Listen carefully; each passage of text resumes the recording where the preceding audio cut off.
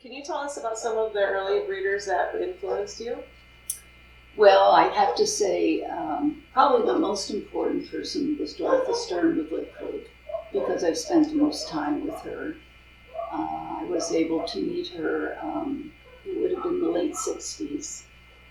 And I had friends that had lived in Missoula. I was in Montana at the time, that moved back to Indiana, and they met Dorothy, and I went back to visit them, and they introduced me, and we were very good friends for a lot of years.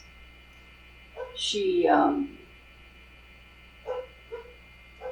kennel, the Lick Creek house was a beautiful home, and her kennel was below the house, and her dogs all looked at her.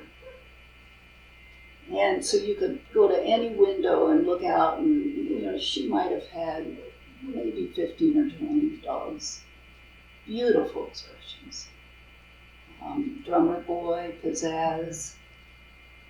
She was the one that really influenced me.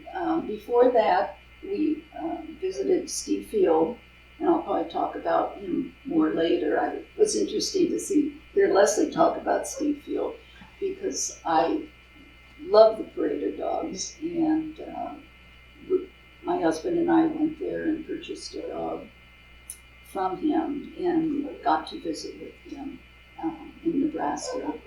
I hope that's the right state. I think it was Nebraska. Going back to Dorothea Stern, she was fearless when it came to inbreeding, and how so? Well, the first dog, it seemed the first few dogs I had, Collies, were given to me. I still don't know why, but Candle-d-lite, Lick Creek's Candle-d-lite was given to me. She had not finished her championship. And she was the product of two champion Ned's Top Sergeant daughters that were both bred back to Lynette's Top Sergeant, and bitch from one litter and a male from another litter were bred together. Did you follow that inbreeding? Mm-hmm. And that produced Candle-d-lite. And to this day, her expression, I think, would be competitive. She was just a beautiful dog, and we finished her, and so that was my first foundation. Another person that really influenced me was Judy Klosterman with Briar Hill, if any of you remember her. She, again, gave me Briar Hill Clairvoyant, and interesting why she gave her to me is that she had a major at a specialty as a puppy. But once she got to be a grown dog, I think she was about 2 when I got her, she said only puppies seemed to win. And back then the shows were huge. Mm-hmm. And she said, I don't want to bother to try to finish her, because if you don't finish him as a puppy, but I took her, and certainly never regretted that.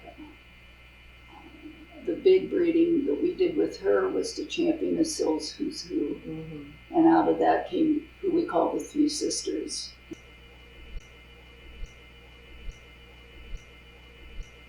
And that was champion Loch Lennon's Monkey Shines, and Look at Me, and Ramona Quimby. Ramona Quimby never finished. She was a pure for Sable Merle.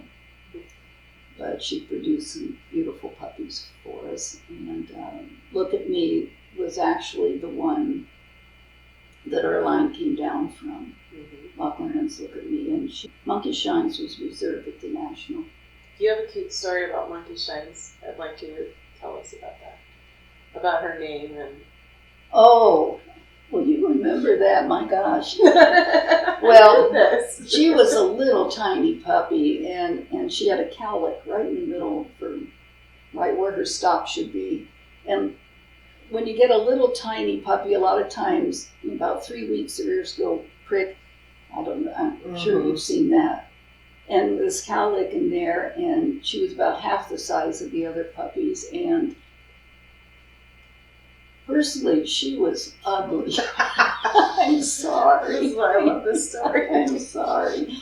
And a gal named Leslie Beeson, bless her heart, she handled for me for years, and just a wonderful collie gal. Okay. But I thought nobody's going to want her. Well, Leslie walked in, and she fell in love with her. and I said, Leslie, take her home. She's yours. We co-owned her. Right. But I just let her have her. And of course, the rest is history. She took her. I was working that weekend, and she had her at the National, and she called up and she said, well, Monkey just took the class.